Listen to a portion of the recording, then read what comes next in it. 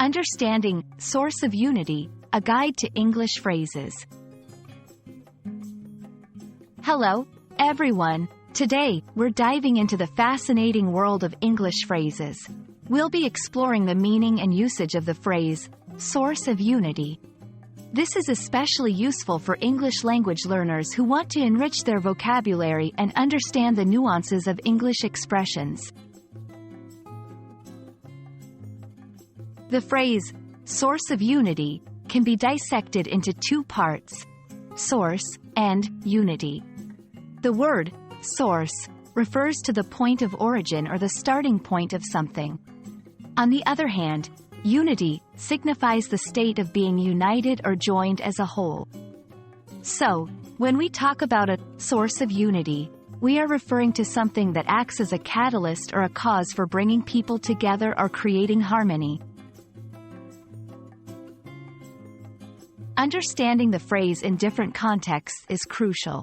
Source of unity can be used in various scenarios, like in social, political, or cultural discussions. For example, in a social context, the community center has become a source of unity for the neighborhood.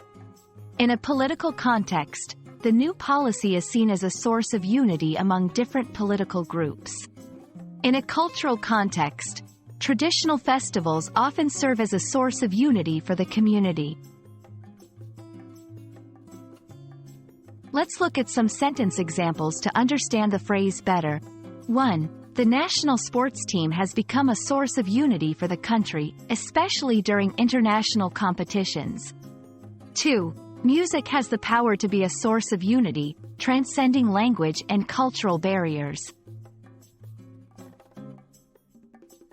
I hope this video has helped you grasp the meaning and use of the phrase, source of unity.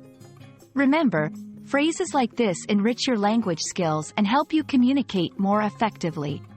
Keep practicing, and don't hesitate to use this phrase in your conversations. See you in our next lesson.